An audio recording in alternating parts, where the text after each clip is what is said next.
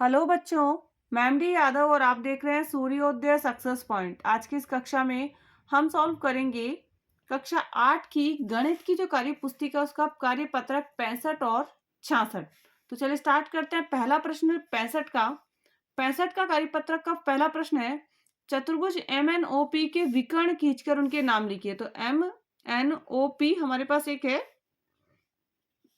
इसके विकर्ण खींचने हैं तो यहाँ पे तो हो जाएगा NO और यहाँ पे हो जाएगा MP। तो विकर्ण हो गए इसमें NO और MP, दो विकर्ण हो गए NO और MP। विकर्णों का प्रतिच्छेदी बिंदु चतुर्भुज के अभ्यंतर भाग में स्थित है या बहिर्भाग में? तो अभ्यंतर में होगा, अभ्यंतर में स्थित है। कहां पर है? अभ्यंतर में। नेक्स्ट सेकंड, नीचे दिए गए कथनों के लिए सत्य अथवा असत्य लिखिए। आयत का प्रत्येक कोण समकोण होता है, तो यस, आयत का प्रत्येक कोण जो है वो समकोण होता है, तो ये हो गया सत्य। समचतुर्भुज की सभी भुजाएं बराबर होती है, हाँ सभी भुजाएं बराबर होती है, सत्य। समचतुर्भुज की सभी भुजाएं क्या होती है? बराबर होती है। नेक्स्ट, वर्ग को एक विशेष प्रकार का आयत समझा जा सकता है, हाँ ये भी सत्य है, विशेष प्रकार का आयत समझा जा सकता है, सत्य। एक समलंब की सारी भुजाएं बराबर होती है, समलंब की सारी भुजाएं बराबर नहीं होती है, तो ये होगा असत्य। क्या हो जाएगा? असत्य। 3 इसमें सत्य हो गया, चौथा असत्य है। थर्ड वाला, दिए गए चतुर्भुजों को उनके नाम के साथ मिलान कीजिए। यहाँ पर है समचतुर्भुज। अब समचतुर्भुज कहाँ दिख रहा है? इधर ये है हमारा समचतुर्भुज। समलंब चतुर्भुज, तो ये हमारा हो गया समलंब। वर्ग है ये वाला, आयत है ये, और ये समांतर चतुर्भुज। तो समचतुर्भुज, समलंब चतुर्भुज, वर्ग, आयत और समांतर चतुर्भुज।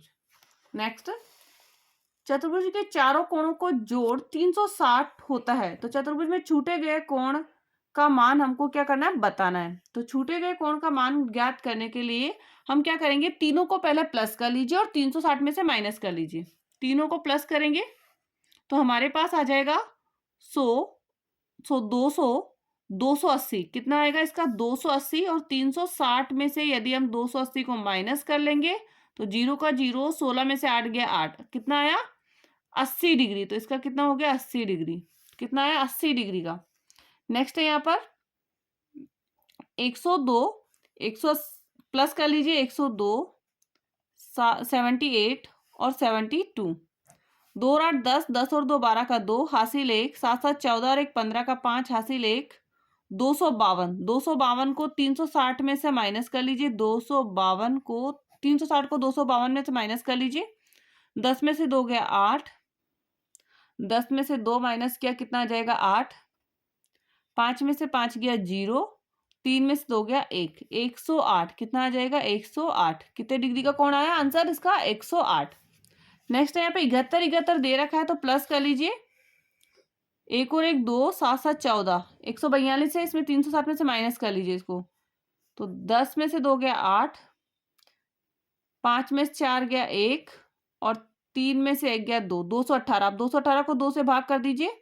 2 एकम 2, 2 पंच 2 एकम 2, 0 का 0 और 2 नम 18, 109। कितना आएगा? यहाँ पर भी 109 और इधर भी कितना आएगा? 109। 109 और 109 दोनों जगह 109 है, ध्यान रखना 109। और इधर भी कितना है? 109। नेक्स्ट, देखिए चतुर्भुज का नाम बताइए। अब इसमें सभी भुजाएं क्या है? बराबर है, तो इस वर्ग है, एक तरह का वर्ग, और कोण भी बराबर है ना, इसलिए वर्ग आ गया। ये है हमारा समलंब, समलंब। ये हमारा समांतर चतुर्भुज, समांतर, और ये हमारा हो जाएगा आयत। क्या हो जाएगा? आयत। वर्ग, समलंब, समांतर और आयत। नेक्स्ट इसका कार्यपत्रक 66, 66 नंबर कार्यपत्रक। अब 66 का पहला प्रश्न है, चित्र के आधार पर रिक्त स्थानों की पूर्ति कीजिए। चित्र में भुजाएं एवं शीर्ष है। भुजाएं कितनी? 1 2 3 4, 4 भुजाएं हैं, और शीर्ष भी कितने होंगे? 4 ही होंगे। 4 भुजाओं की बंद आकृति को चतुर्भुज कहते हैं। क्या कहते हैं? चतुर्भुज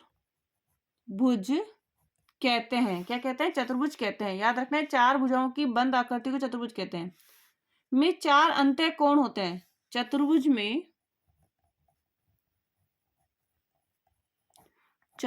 में 4 अंत्य कोण होते हैं। चतुर्भुज के चारों अंत्य कोणों का योग कितना होता है, ये ध्यान रखना है, 360। कितना डिग्री को होता है? 360। चतुर्भुज में 2 विकर्ण होंगे। कितने विकर्ण होंगे? 2 विकर्ण होते हैं। सम्मुख भुजाओं के 2 युग्म, सम्मुख भुजाओं के 2 युग्म कौन कौन से इसमें? सम्मुख भुजाओं के 2 युग्म है, डीसी और एबी, सम्मुख भुजाएं हो गई। और फिर एडी और बीसी। सम्मुख कोणों के युग्म, 2 युग्म, तो कोण बी और कोण डी सामने वाला है। नेक्स्ट है कोण ए और कोण सी, कोण ए और कोण सी। नेक्स्ट आसन भुजाओं के 2 युग्म, एडी और डीसी, एडी और डीसी, एडी और क्या हो गया? डीसी। और नेक्स्ट है एबी और बीसी, एबी और बीसी, एबी और बीसी, एडी और डीसी, एबी और बीसी। आसन कोणों के 2 युग्म, तो ए और डी, कोण ए और डी, ये पास पास वाले एडी हो जाएंगे, ए और डी। और नेक्स्ट हो जाएंगे एडी हो गया, और बी और सी, कौन? बी और सी। ठीक है। नेक्स्ट, चतुर्भुज पी क्यू आर एस को देखकर रिक्त स्थानों की पूर्ति कीजिए। चतुर्भुज के चारों कोणों का नाम लिखिए। कोण पी, कोण क्यू, कोण आर और कोण S. P Q R S. चतुर्भुज की चारों भुजाओं के नाम लिखने हैं हमें, तो P Q, Q R, R S, P Q, Q R S और पी एस, पी एस। बिंदु एन भुजा पर स्थित है। बिंदु एन कौन सी भुजा पर है? एस आर भुजा पर, एस आर भुजा पर स्थित है। पी एस तथा एस आर, पी एस तथा एस आर आसन पी एस तथा एस आर जो है आसन है। क्या है? आसन कोण है, आसन भुजाएं हैं। क्या है? आसन भुजाएं हैं। नेक्स्ट पी एस तथा क्यू आर, पी एस तथा क्यू आर, तो इसमें सम्मुख है। क्या होगा? सम्मुख भुजाएं, सम्मुख होगी। क्या होगी इसमें? सम्मुख। Next P Q, P Q तथा क्यू आर, तो पी क्यू और क्यू आर भी आसन है। क्या होगी? आसन भुजाएं। पी क्यू तथा एस आर, पी क्यू तथा एस आर, और पी क्यू तथा एस आर होगी सम्मुख,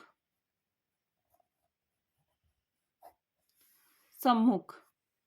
नेक्स्ट बिंदु चतुर्भुज के भाग में स्थित है। अब बिंदु लिखने में y x t चतुर्भुज के अभ्यंतर में स्थित है। कौन से में? अभ्यंतर, अभ्यंतर भाग में स्थित है। आसन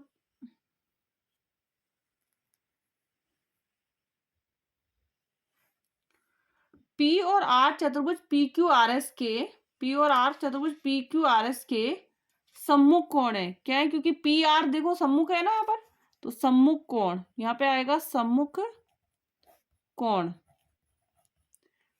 है। नेक्स्ट है एस और आर चतुर्भुज पी क्यू आर एस के,